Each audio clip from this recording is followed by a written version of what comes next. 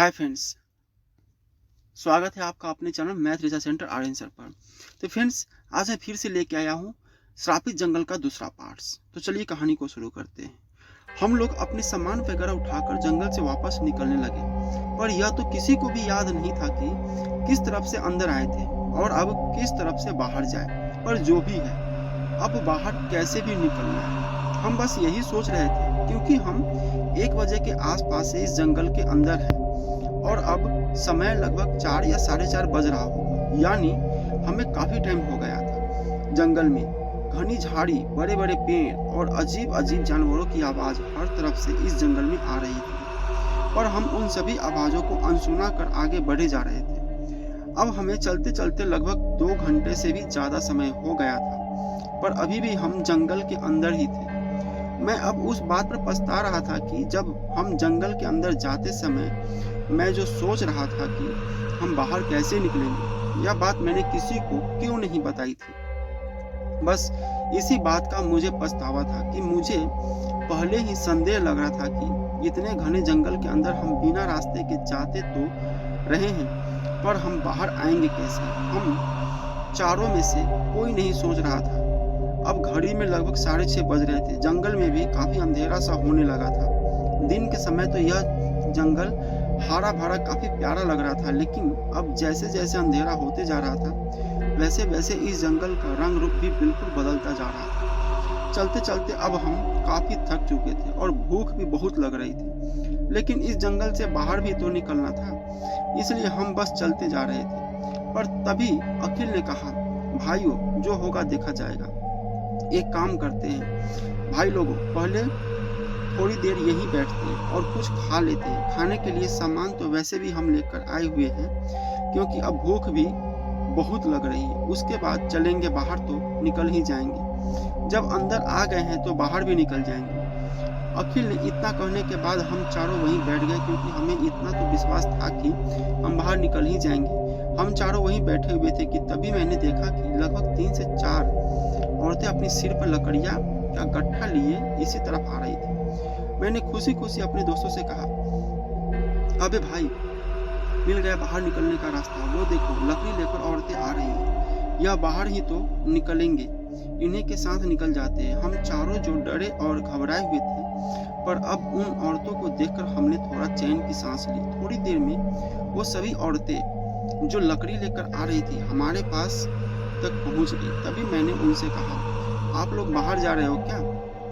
पर उन चारों में से किसी ने भी कोई जवाब नहीं दिया। फिर मैंने कहा, हम इस जंगल में घूमने आए थे और अब बाहर नहीं निकल पा रहे। आप लोग बाहर जा रहे हो तो हम भी आपके साथ ही निकल सकते हैं क्या? लेकिन मेरे इतना कुछ बोलने के बाद भी उनमें से किसी ने भी कोई जवाब नहीं दिया और वो हमें अनसुना कर आगे की तरफ जाने लगी। पर फिर हमने भी सोच लिया, कोई बात नहीं, हम इनके थोड़ा पीछे पीछे ही चलते चलते बाहर निकल जाएंगे, क्योंकि जाएगी तो यह भी बाहर है, जंगल में तो रहेगी नहीं। फिर उसके बाद हम चारों धीरे धीरे उनके पीछे ही चल रहे थे। तभी उनमें से एक औरत जो पीछे थी, तब उसने घूम कर पीछे देखा और एक बहुत भारी आवाज में कहा, घूमने कौन आता है जंगल में? यह घूमने की जगह नहीं है, यह तो मरने की जगह है।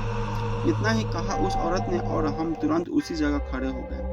अब सभी वो औरत भी वहीं रुक गई, जो थोड़ी देर पहले कोई भी जवाब नहीं दे रही थी। वो औरत फिर एक साथ बोली, यहाँ कोई नहीं आता, तुम लोग कैसे आए? फिर मैंने कहा, बहन जी, हम घूमने आए थे जंगल में, मगर कोई नहीं आता तो आप लोग इस जंगल में क्यों आते हो लकड़ी लेने? मेरे इतना बोलने के बाद वो सभी औरतें ने हम लोगों की तरफ देखी और फिर कहा, श्रापित जंगल है यह, श्रापित जंगल, यहाँ कोई नहीं बचता है, जो आएगा यहाँ वो मरेगा। इतना कहकर वो औरतें लकड़ियां लेकर आगे की तरफ चलने लगी।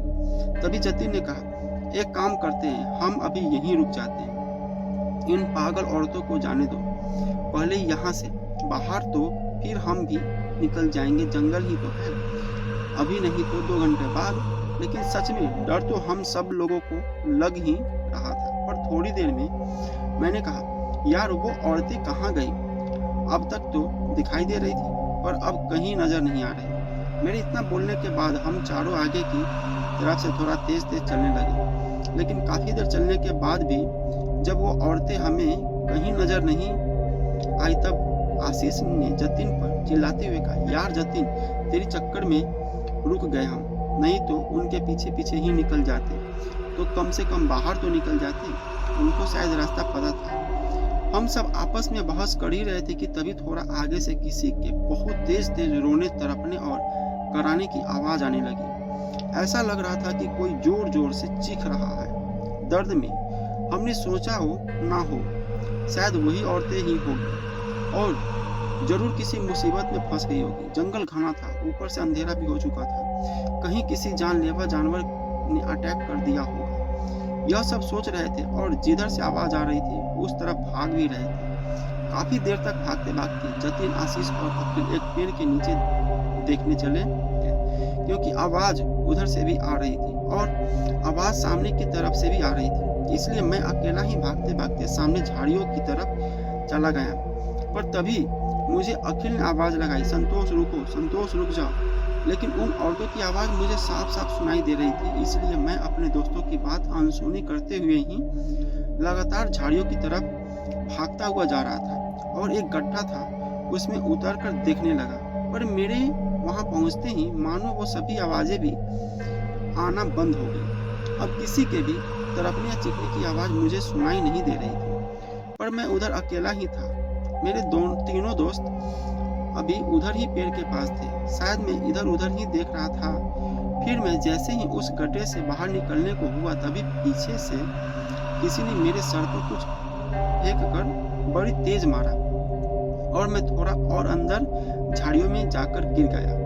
फिर उसके बाद मैं अपने आप को संभाल कर जैसे ही उठा तो मेरे होश उड़ गए। मुझे ऐसा लगने लगा जैसे मेरी सांस अटक गई, मेरी जुबान हलक में रुक गई, क्योंकि मैंने देखा उन झाड़ियों के पास अखिल, आशीष और जतिन की अलग अलग टुकड़ों में लाश पड़ी हुई थी। आगे की कहानी अगले एपिसोड में है। तो फ्रेंड्स, कैसा लगा स्टोरी प्लीज़ कमेंट करके बताइए और हमारे चैनल को सब्सक्राइब जरूर कीजिए। प्लीज़, आप लोग कहानी सुनते हो, देखते हो, पढ़ते हो, चैनल को सब्सक्राइब भी कर दो, थोड़ा सपोर्ट कीजिए। मिलते हैं अगले स्टोरी में।